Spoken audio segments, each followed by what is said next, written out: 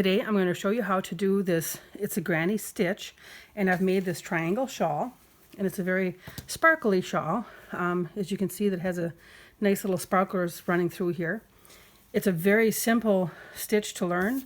It's a great beginner shawl. This is the first shawl that I had made, so as I had always told you, as I learn, I will share with you. The size of it from this tip to this middle is 42 inches long.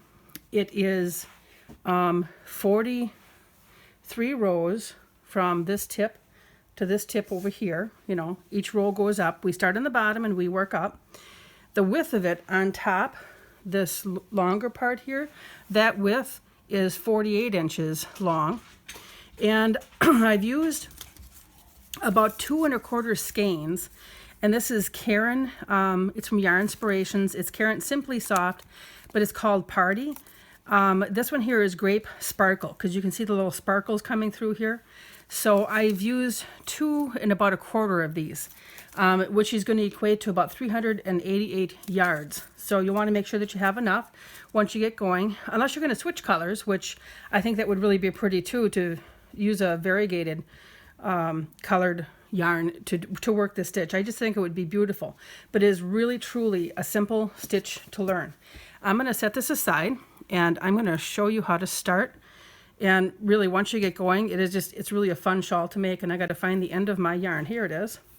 Okay, so the very first thing we do is we get our slip stitch. I always stick my finger in here, give it a twist, bring my thumb and finger around, stick it on. There we go.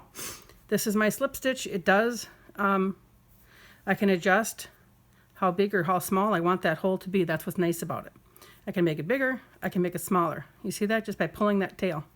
Okay, so the first thing I'm going to do to make this very first spot here, I got a little hanger here, I'll have to like snip that off. But I'm going to chain 4. And I got my yarn stock. Okay, 1, 2, 3, 4. Okay. Yarn over, and we're going to go back into that first chain stitch, and we are going to do 3 double crochets. 1, yarn over, 2, and I didn't pick up all the yarn. There we go. Yarn over, and we're doing our 3rd. All right. Now I'm going to turn it. I'm going to chain 3. 1, 2, 3. Yarn over right in this same stitch. Do 2 double crochets. Okay, here's 1. Yarn over, do another one. And then chain 1. Anytime you get to this cluster of 3, you're going to chain 1. Yarn over, and then the top 2 loops of that first chain 3 and that top chain 3, you're going to insert your hook, yarn over, bring it in. So now you're going to complete 3 double crochets there. There's 1, 2, 3. And I'm going to make this bigger just so you can see. Here is this first little part right down here. Here you have your first 2 rows done. Each row takes longer, obviously, when this really gets going and it gets bigger. But I'm going to do a few more rows because they work up really quickly, just to kind of help you make sure that you get the hang of what we do. So in each row, this is exactly what you do. So we're in the beginning here. So chain 3, 1, 2, 3. Yarn over, and that same stitch then, double crochet twice. Yarn over, double crochet, and then you have this cluster of 3s. So then we do a chain 1, then in that middle chain 1 spot we do 3 double crochet. 1, 2, and 3.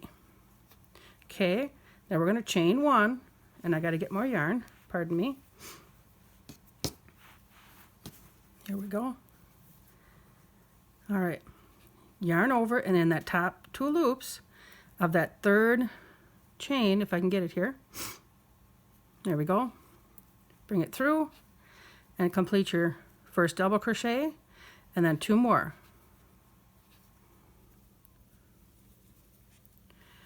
We now have the 3rd row done. You see how it's starting to take shape? It's starting to fan out. And we just keep doing this. 1, 2, 3. And then 2 double crochet. And you can imagine when you really start getting going how fast you can start to work this up. The hardest part is kind of hanging on to it as it gets bigger. So you got to make sure you move your, at least I always have to have my hand kind of closer to the stitches to helps me keep the tension a little bit better. And then I did my chain 1 and then my 3 double crochet.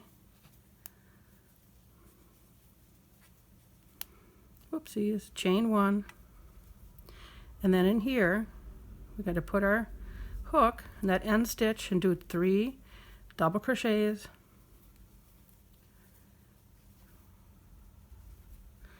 Pull my yarn up here.